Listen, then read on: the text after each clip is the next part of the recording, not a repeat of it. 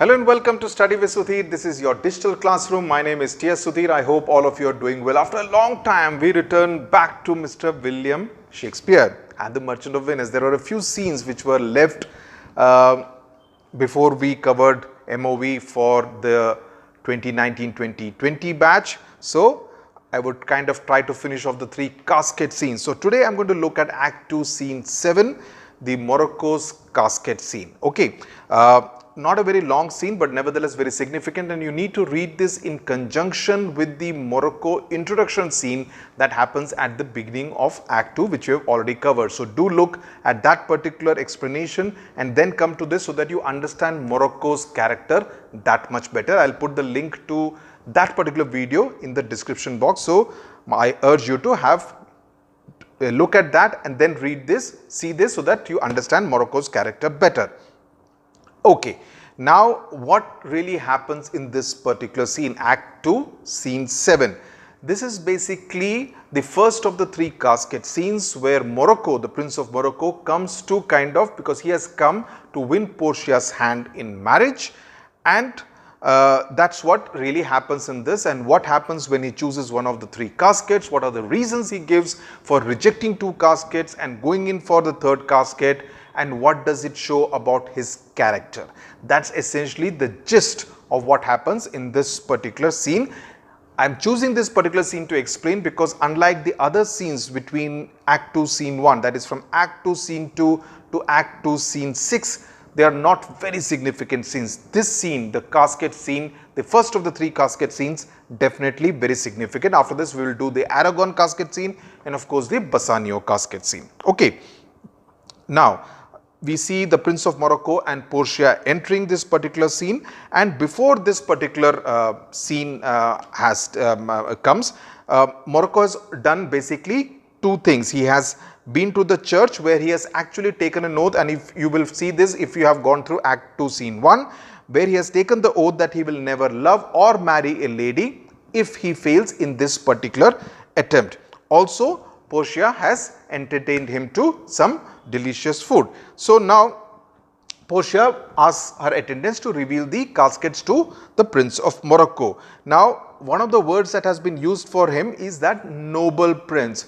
What does it show? One, it shows that Portia is of a pleasant demeanor, who knows the kind of manners that she needs to exhibit, especially to someone who is a suitor for her. Okay. So, in that sense she is kind of showing the courtesies, and also noble means illustrious, someone who is someone who has some kind of a class in him in that sense.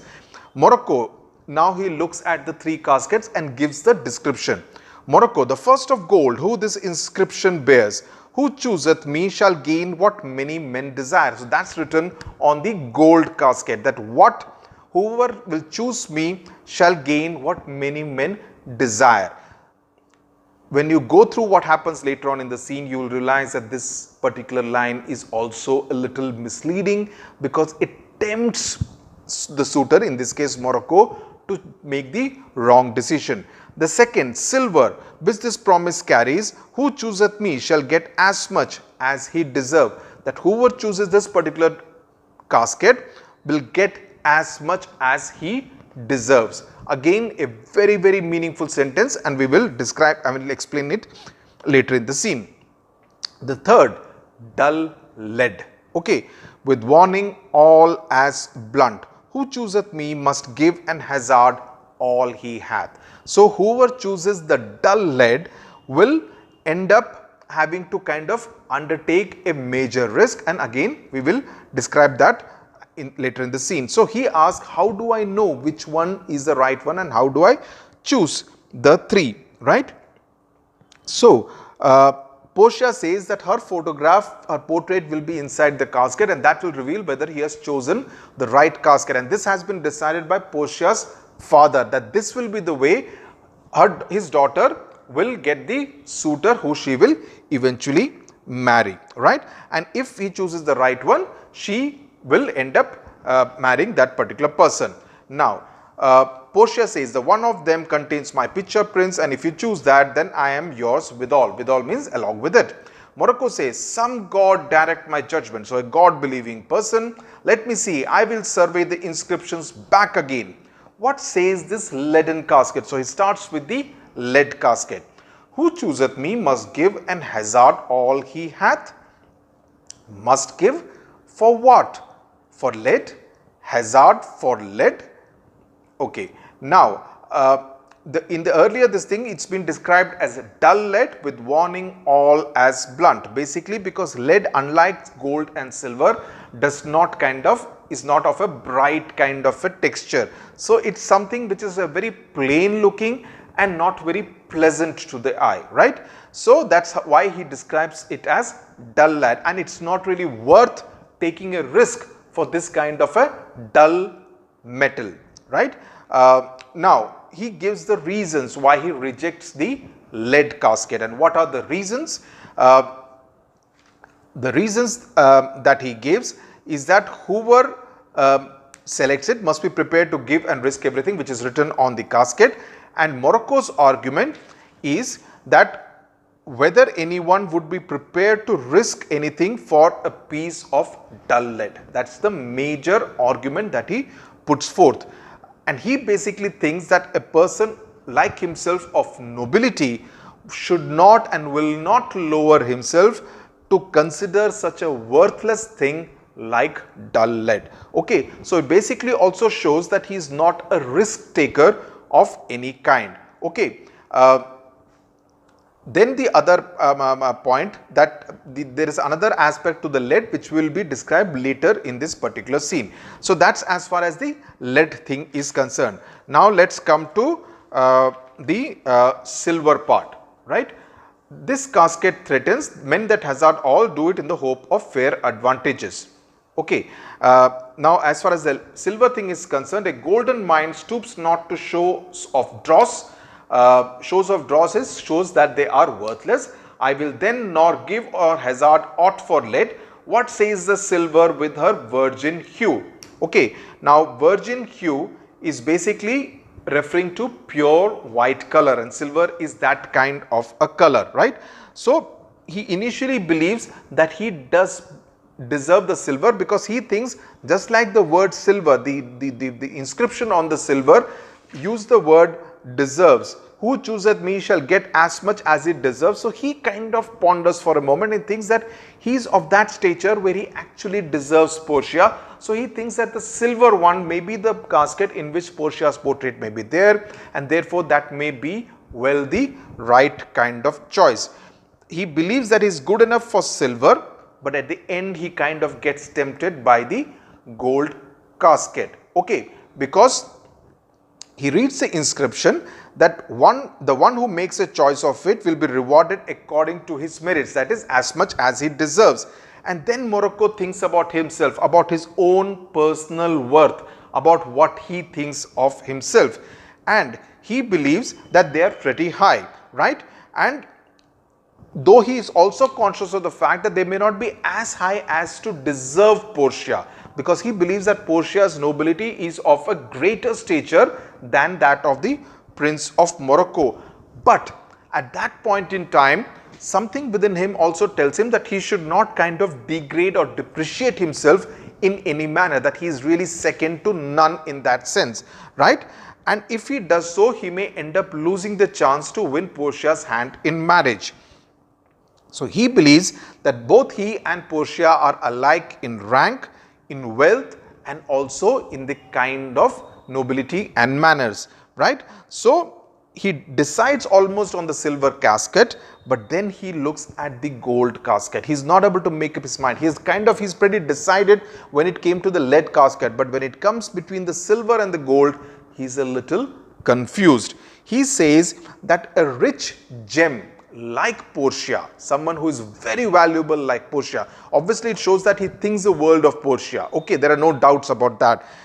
Cannot be set in anything which is less than gold. Okay, and this is again a huge commentary on Morocco's character. He says that it will be sinful to even think of the fact that Portia can be set in silver, because the value of silver in the times of William Shakespeare was 1/10 that of gold. So if she set in the silver casket, that would basically mean that she had been devalued, and to Morocco's mind that's something which would not really happen. Okay, so for these reasons Morocco decides to reject the silver casket. Okay, pause there Morocco, and weigh their value with an even hand. If thou best rated by thy estimation, thou those deserve enough, and yet enough may not extend so far as to the lady, and yet be afraid of my deserving. Were but a weak disabling of myself as much as I deserve. Why, that's the lady, I do in birth deserve her. So he's kind of making this argument whether he really deserved Portia's hand in marriage. And in fortunes, in graces, and in qualities of breeding, and but more than these in love I do deserve. Let's see, and what if I strayed no further but chose there? So he's kind of vacillating between silver and gold. Let's see once more this saying graved in gold. So now he goes over to the golden casket. Who chooseth me shall gain what many men desire. Okay, the reference earlier to virgin hue, it's basically reference one, of course, to the white color. Also, white, silvery white is the color associated with virginity in the times of William Shakespeare. It also refers to the white robes, the attire that a bride, a Christian bride, wears during her marriage. Okay, so there are these three different references which are made as a result of that phrase virgin hue, and also the silver light of the moon and the virgin purity of Diana, the moon goddess, are also referred to. So different meanings being referred to by that particular phrase virgin hue by Morocco. Now, when he's talking about the gold casket, he says, why, that's the lady, all the world desires her. From the four corners of the earth they come to kiss this shrine, this mortal breathing saint. The Hyrcanian deserts and the vasty wilds of wide Arabia are as thoroughfares now for princes to come view fair Portia. The watery kingdom, whose ambitious head spits in the face of heaven, is no bar to stop the foreign spirits, but they come as over a brook to see fair Portia. So the language that he has used is seen as a little over the top, almost very ambitious language, very extravagant kind of language. Okay, so he says basically in these lines that whoever chooses the golden casket will be rewarded by obtaining what many men wish for. And this, he believes, is really the key line, that every man who is a suitor out there is basically aspiring for Portia's hand, and therefore he believes that what is inscribed on that golden casket is really a giveaway of sorts. He says that it is Portia that is being referred to in that particular inscription because everyone is really vying for her.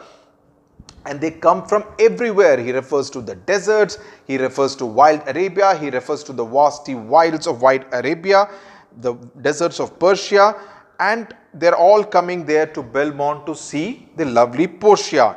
And he also refers to the ocean as a watery kingdom whose ambitious head is actually spitting in the face of heaven. So it's a rather ornamental kind of language that Morocco uses in this particular part of the play, right? And he says that the ocean itself, which rears its crest and flings its sprays to the clouds out there, is no greater hindrance than a little stream to those adventurous strangers who come from other lands to see this lovely maid, the fair Portia. So he says foreign spirits as in foreign lands, but they come as over a brook to see the fair Portia. So that's a kind of ornamental language, extravagant language used by Morocco in this particular part of the play. One of these three contains a heavenly picture.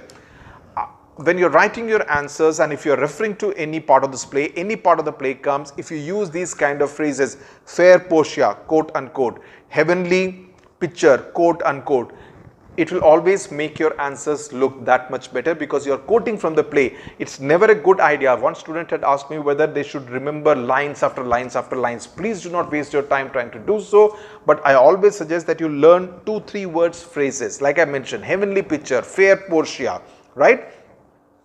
from the four corners of the earth they come. So when you kind of incorporate that in your into your sentences, in your answers, and put it in double quotes, they show your familiarity with the text, the MOV, because remember, it's of a different Shakespearean kind of language. So I would strongly recommend that you do so. Now, small this thing, to kiss this shrine, this mortal breathing saint. A shrine is a place where any sacred relic of any holy person or an image of a saint is kept, and this becomes a place of pilgrimage for many people of that particular faith. So Portia is basically compared to an image in the shrine, because she is also, according to Morocco, having all those excellent qualities. And a saint is a person of exceptional holiness in life, and the Christian church formality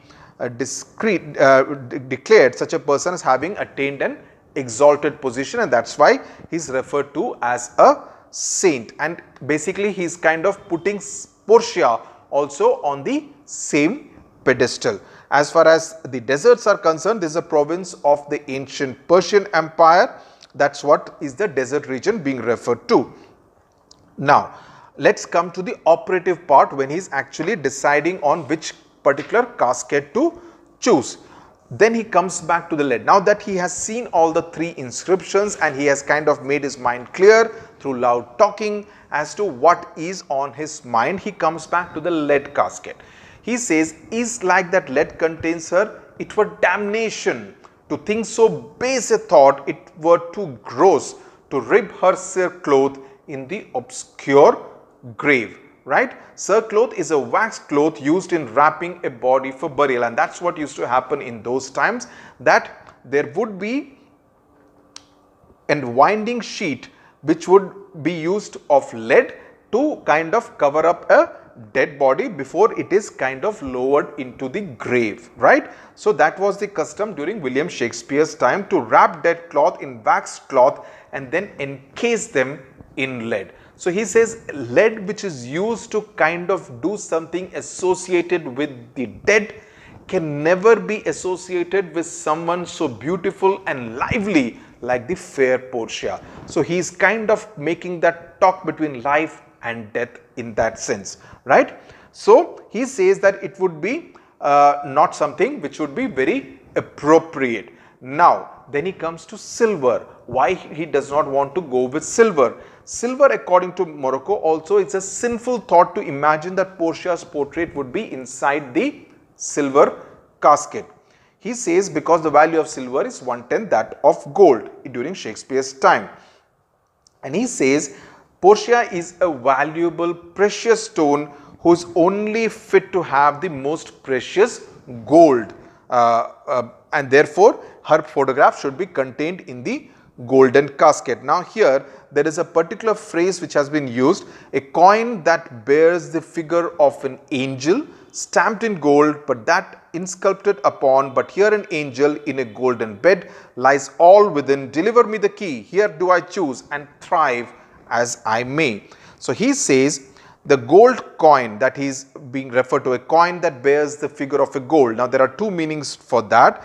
Basically in England they did have a gold coin on which the figure of Archangel Michael was engraved on one side. So therefore, and its value was 10 shillings. So this seems to be a reference to that particular gold coin. And of course also talking about Portia also as an angel. Morocco means to say that the figure of the angel on the coin is engraved on the surface of the coin and it is outside, whereas Portia is an angel who lies on a golden bed within the gold casket, entirely hidden from the view of all the suitors, of everyone outside. Now, as I said, the word angel has these two meanings. First, of course, is the figure of the angel, reference to the coin, the Archangel Michael, and the second, of course, the angel on a golden bed, referring to this very angelic being, which is how he describes Portia.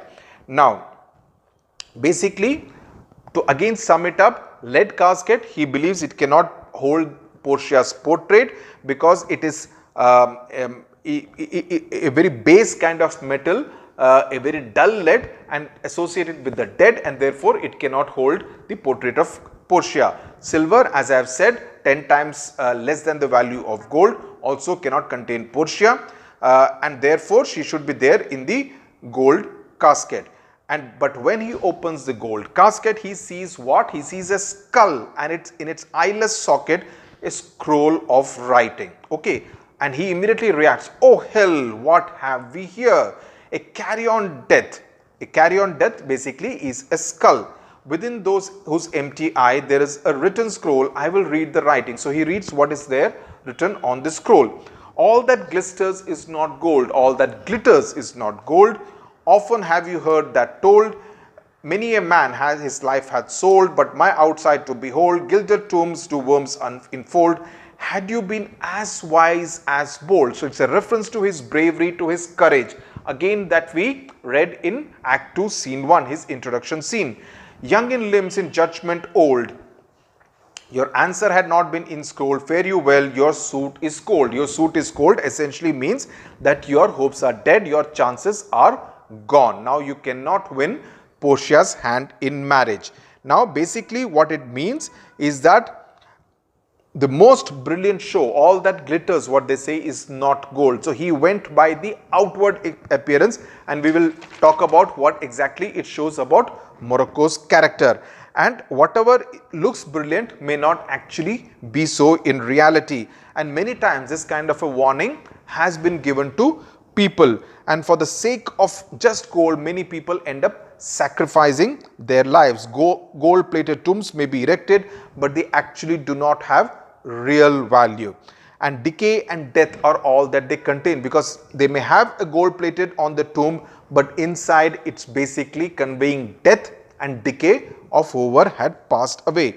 And the message, the scroll tells the prince that if his mind, if his wisdom was as much as his bravery and courage, and his answer would have been that of a living woman like fair Portia, not a skull.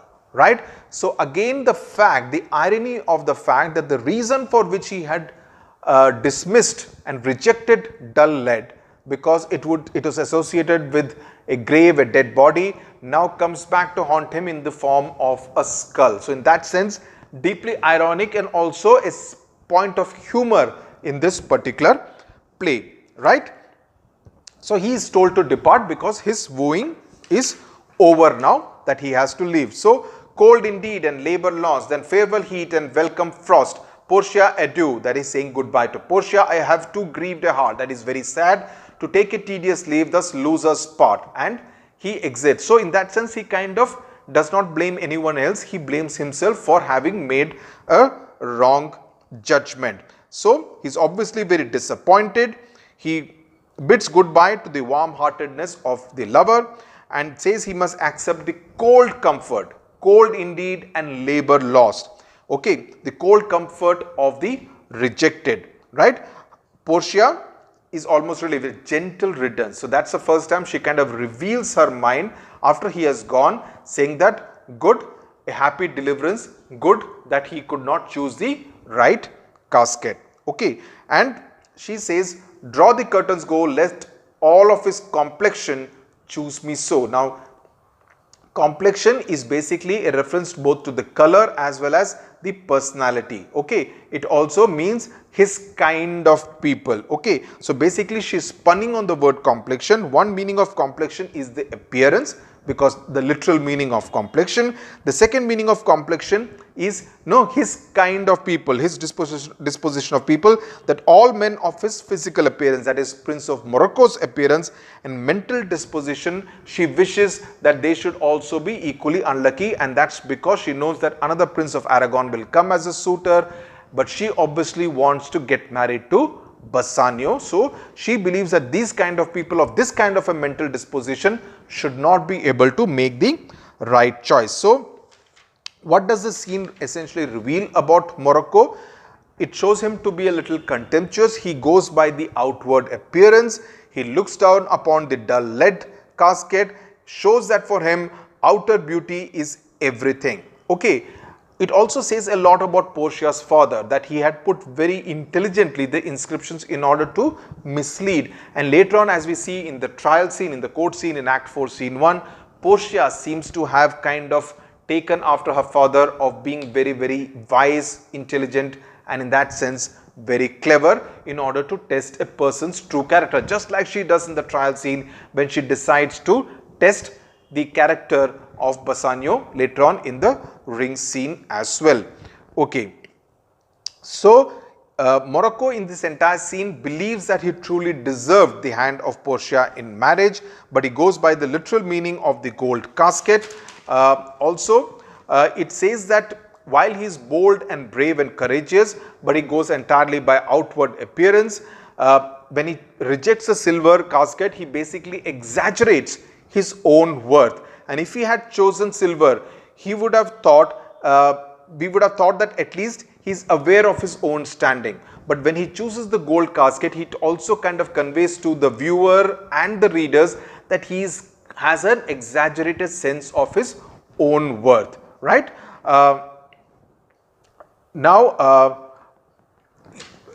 The other part of the Prince of Morocco is that while he is seen as good, he is a good loser, he is also seen to be an extremely materialistic kind of a person, and he really believed that if he gets the hand of Portia, that's something which he would be truly deserving in that sense. What does it tell about Portia? That is, she's extremely courteous, very hospitable, and it's only towards the end, after Morocco has left, she kind of heaves a sigh of relief and says that it's good riddance, that a gentle riddance, that he could not make the right choice as far as the casket is concerned. So that's something which shows about Portia, that she exhibits great dignity in the manner in which she treats Morocco. Even though she does not want him to choose the right casket, she is extremely courteous in the manner in which she goes by whatever has been decided by her father. So the scene is important because it's the first of the three casket scenes, very important also